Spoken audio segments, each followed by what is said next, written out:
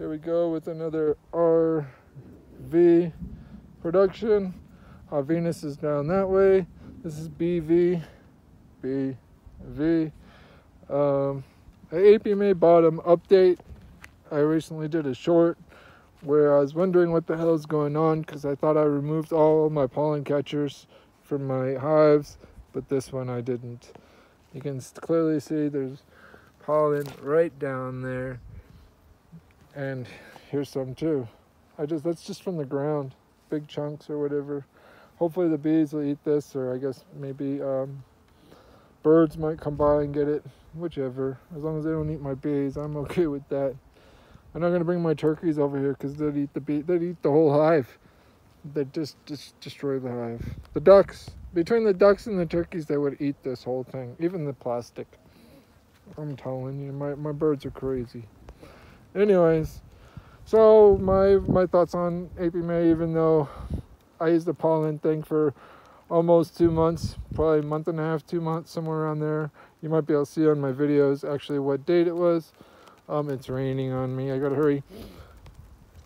The Apimaye bottom, this one I had the pollen catcher in there, so I caught pollen. This one I had pollen in there, and she explained on the phone or whatever that, you know, whenever bees are doing stuff, they drop pollen. I'm like, oh, okay, you know? So, okay, I believe that, you know? And it wasn't like, if you look at the short video, it wasn't like clearly a lot. And after I looked at it quite a bit, I thought, well, a lot of that could be comb too. But some of it, pretty clear. I'm not totally experienced because I haven't been cleaning my bottom hives, and I'm not maintaining my hives like I should. I'd like to be checking those bottoms at least once a week, and adding diatomaceous earth, checking bugs, checking what's there, even if I'm not using the pollen catcher. But I still love the Apimaye bottom. One, it's such an easy pollen catcher if you're careful.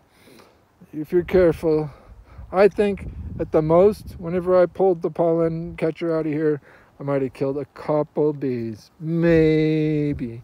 I doubt it mostly, but maybe. I kind of heard or something. Just one little maybe. But also there was wax in there. So it's like, and you don't want wax on your pollen remover thing. I'm going to clean it up. Anyways, so it's good. The thing I like about this is the pollen catcher. I'm going to fix the design so it won't chop off bees or chop them up in pieces, whatever. I can do that. I know the design. It can work. And then if you're just using like this with just the tray in the bottom, or if you want to remove the bottom and not have the tray in there, that's up to you. But I prefer that would be actually good for hot days probably. I'm getting buzzed by a bee. You can hear it. Anyways, it's just a mellow bee. It's just saying hi. So the pollen catcher, again, great. You know, this hive is still the strongest hive, even though I kind of saw a growth change just generally in how much bees are around, that this is starting to catch up. But now this has no pollen catcher around here, this is going to start flying like crazy. This hive right there on the top is awesome, and this one's going to be awesome really soon. And then those two are going to be awesome, and then that's going to be awesome. So that's going to be 5. And then I'm going to have another one, 6, probably, hopefully, and hopefully, one more from this hive. And then bees from here, these hives, all these hives, whatever, it's going to be going to the wild hive to help make the 1, 2, possibly 4 over there. 4 hives there, and like about 7 here. So hopefully I'll hit 11. That's my goal. I think I said that in a recent video. Again, the bottom tray thing, I love it. I'm really glad I just thought about it for summer. I am really going to think about, like, whenever I'm really going to be maintaining my bees, I do my bees so much that I watch them every day, you know? And on average, I'll probably be caring for them almost every day, except wintertime, almost every day. So for me, that is grow zone 7B considered. I'd say for me, that is from March to April, May, maybe, all the way up to probably September, October. I'll be average taking care of my bees almost every day.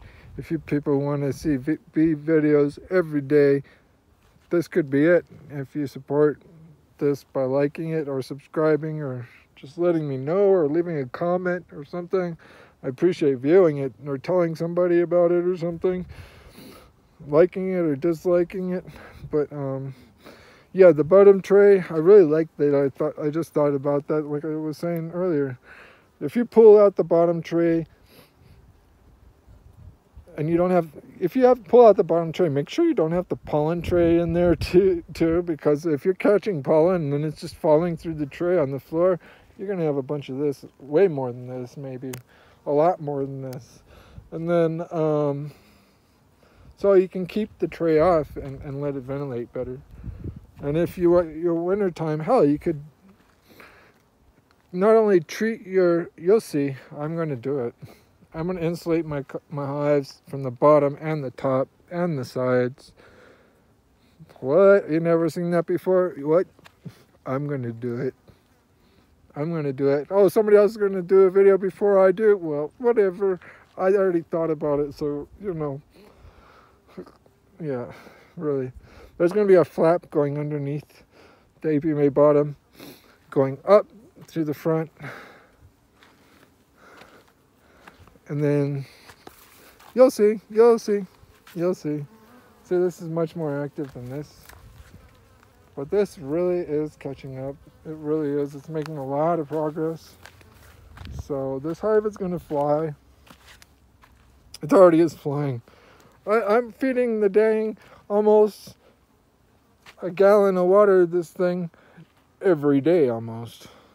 If I wanted to, I could feed this a gallon of water every day.